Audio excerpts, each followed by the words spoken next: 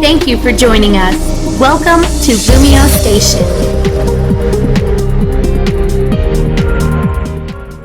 Yo! What's up, Lumio Station? Your competitive Wi-Fi battle conductor PKSparkxx is here again on Monday with another competitive Wi-Fi battle for you. You guys can see on screen that I'm using the same team that I had last week. This team went through a gauntlet. I freaking love the Pokemon that are on this team. Alakazam is one of my favorites. I definitely love Life Orb. Everyone always questions me, you don't have Focus Sash? No! Do you not know the power of Alakazam when he is holding Life Orb with Magic Guard? His power is immense. He is literally stronger than his Mega counterpart. Screw a Focus Sash. I can put Focus Sash on something else. Alakazam will always be Life Orb. If you guys enjoyed this battle, don't forget to hit the like button and show your support. Don't forget to let me know in the comment section below what Pokemon you want to see featured in the upcoming Wi-Fi battle. This battle is versus John from my Twitch live stream a couple weeks ago. Without further ado, let's get started.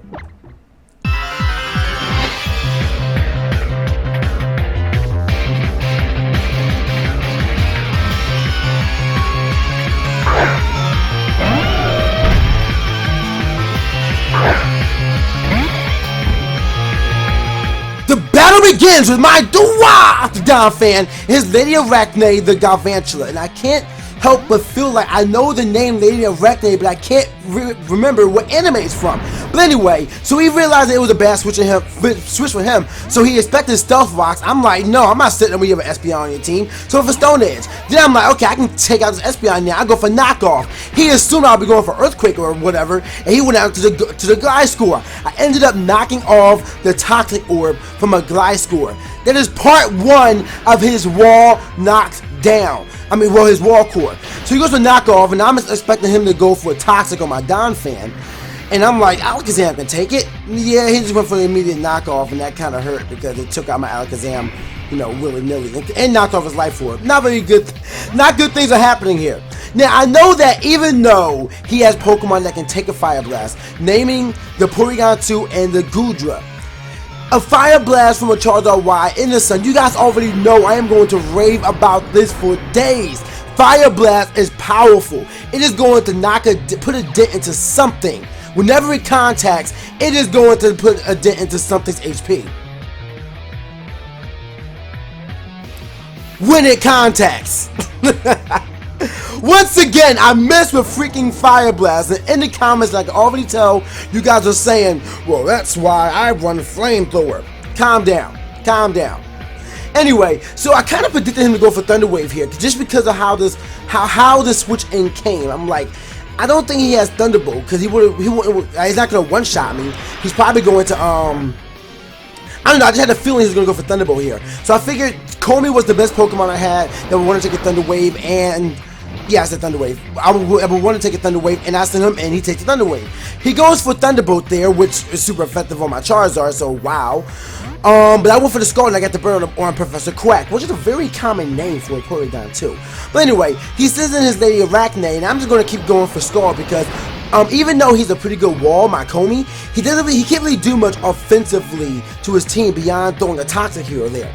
Now, I don't want to lose Comey this early, so I am going to switch out here, and I'm going into my Down fan, predicting the Volt switch because he's burnt right now. He doesn't want to take too much damage, so he does go for the Volt switch. I eat that directly up, and he takes he takes burn damage, and now he has one more turn to live on the field as a Galvantula, so he can't even make a switch in unless he wants to sacrifice it. So predicting the Bug Buzz here, I go out into my Ivo because I am Fire Flying. I am timed for resistant to Bug, not to mention the really good special defensive stat of a Charizard Y. He is just going to eat that right up. What does it take? 15% 15 HP damage? It wasn't much. And the burn damage is going to take out Lady Arachne, and that's a GG, your Galvantula. So now he goes into your Goon, and I'm like, well, here comes the Goodra. I feel like I can live one Thunderbolt if that's worst case scenario. Let me go for Air Slash to see if I can get a flinch. I do get the flinch, but because of how little damage the Air Slash does to the Goodra, I'm just like, I gotta switch out here. I'm gonna go into my Doo-Wah! Because I already know Goodra, my Doo-Wah, he's bulky. He can take some special hits. He goes to the Draco Meteor expecting the Thunderbolt, and I'm like, well, poopy. However, Dracometer doesn't even do half, and that's great for me. So I do believe I take this time to go for a knockoff or something to see what kind of item I might be packing. He goes out into I'm Batman! And oh, I switched out here. Well, that's why I just watched the battle beforehand. Oh, well, whatever. So I switched out here, going back into my Iroh. Why did I go back to my Iroh? Why did I do that? That's confusing to myself. But anyway, we see a lot of switches here. Those 2 turns were completely pointless. So now I'm gonna go for fire. No, okay. So he switched out into the glide score, from the glide score into the Gudra. I went for Fire Blast, and you know, now the sun is faded. Even Fire Blast didn't even do that much to that Gudra, and that's just disappointing. Like, that is disappointing, literally. But what are you gonna do? You know, one thing I wish they did with the animation for Gudra, when the goo drips from it while it's on the field, it actually piles up.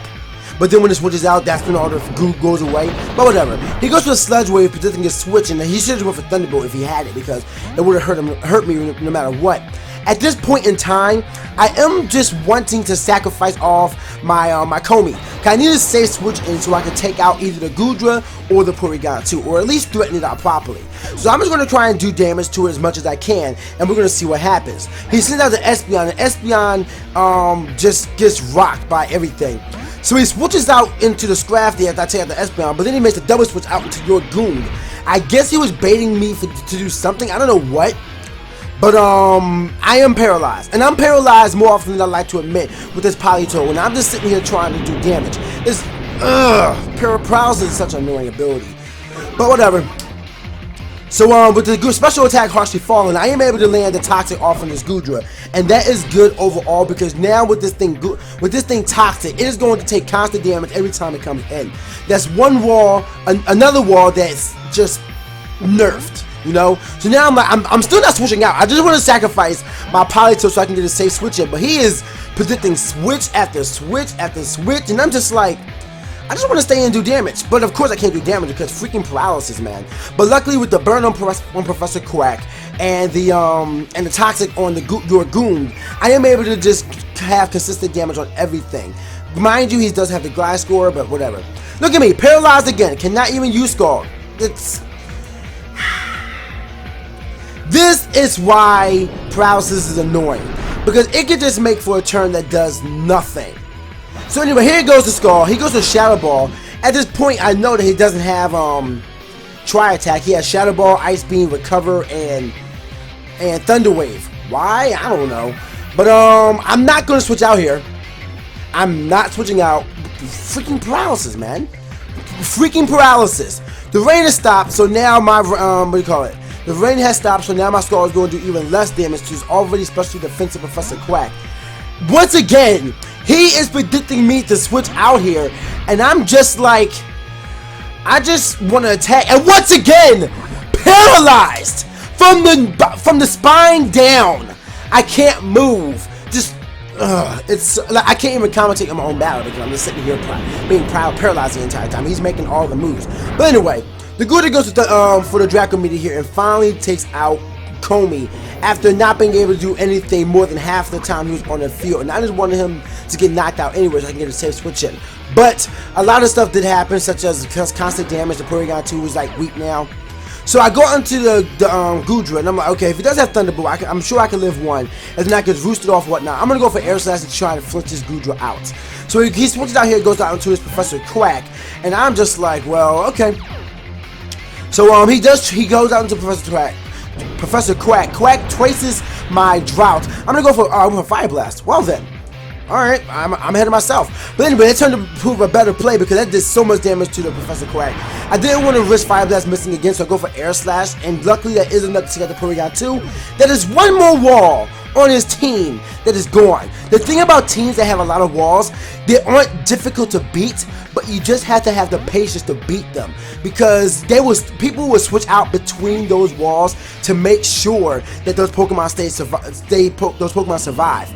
That's just the thing of it. So I go into my Lady Arachne because the Pokemon that he has left on his team, Charlotte. I'm sorry, well, I said my Lady Arachne. I go into my Charlotte because Charlotte can't do much of anything here. At this point in time, I don't want to do any damage to anything really. I don't expect to do any damage. I'm just gonna set up Sticky Web for the Scrafty. I know it might be a little idea. You guys are probably saying we could just did Bug Buzz to do damage, but I don't know. I just Sticky Web. I'm like, who knows? It could come in handy. I'm going to die either way, and I'm not going to do much damage to the Gudra if he does stay in, which I would have just stayed in and took the KO. But he decided to switch out there and go into the glass score, expecting an electric type attack. Once again, he is doing a lot of predictions. Right here, I'm assuming that he predicted me to switch out here, but why would I switch? I have 1 HP, I've already lost my sash. And Charlotte's not going to do much to his team, but whatever. I guess it was a safer play for him in case I would have wanted to go out into Charizard Y. So, there we go. So they're all said and done.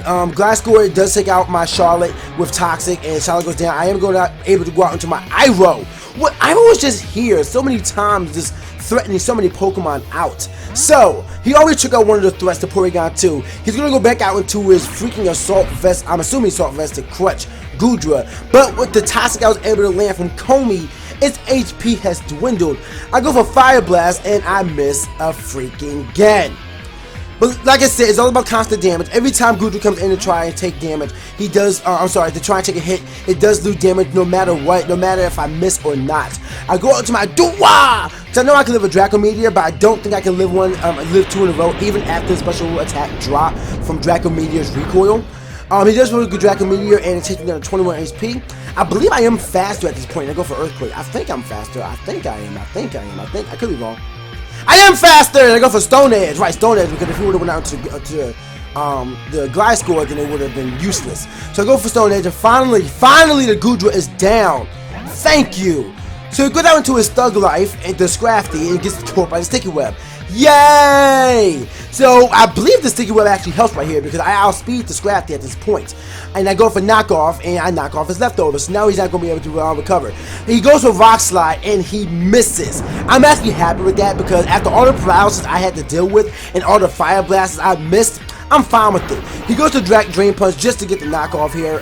Just to get the knockout here, which is good for him, because there were some times where you just gotta let a Pokemon get knocked out, and I think he was over predicting me to save a couple of Pokemon that were already dead, you know? So he gets the Moxie Boost. I'm like, but he doesn't have Dragon Dance. Ivo can handle this thing quite easily. Now, I know that if I miss, Ivo is gone because he revealed that he has Rock Slide. But who knows? Like, if he has Rock Slide, who carries Rock Slide on a Scrafty? So he could be some unique Assault Vest set. Who knows? But anyway, I do go for the Air Slash, and he goes out into his Iron Batman and take any attack I may have. But that was a real poor decision on his part because, I mean, it doesn't really matter in the end, you know? But I wouldn't have switched out there because I would have just played with luck and see if Air Slash missed. Because if it did, then I would have just went for Rock Slide and took out my Charizard Y. But I do take out the Gliscor, and then I do take out the subsequent Scrafty, and that's a good game, John. When I first saw his team, I already knew it was going to be an uphill battle. I saw the Espeon, and whenever I see an Espeon, the first thing that's on my mind is I am never going to set up any entry hazards until the Espeon is gone. Now, there are exceptions to the rules. There are sometimes late game where the obvious move would be go for Bug Buzz or whatever, something like that, where I can set up Sticky Web. Another thing you guys know from my battle last week is that I don't even carry Stealth Rock on this team. This is an Assault Vested Dom fan. As such, it cannot use Stealth Rock. But it does do its job quite well, and the Espeon knockout was great. But at the same time, losing my Alakazam was terrible because this Alakazam was carrying Side Strike, and it could have handled the Alakazam.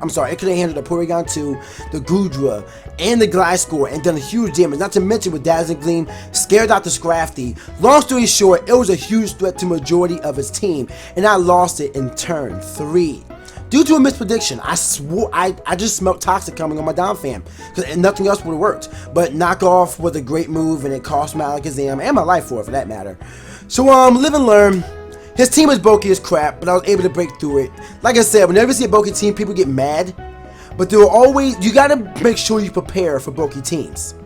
You just have to. That's why I have Knockoff. That's why I had Toxic. Things like that really do help with dealing with bulky teams, because it wears them down more than you might realize. Now, granted, the battle might have been more of an uphill battle if this Gliscor still had a Toxic Orb, because I would have smelt him just using Protect, and it would have been this battle probably would have been longer than it already has been, which is 35 freaking turns.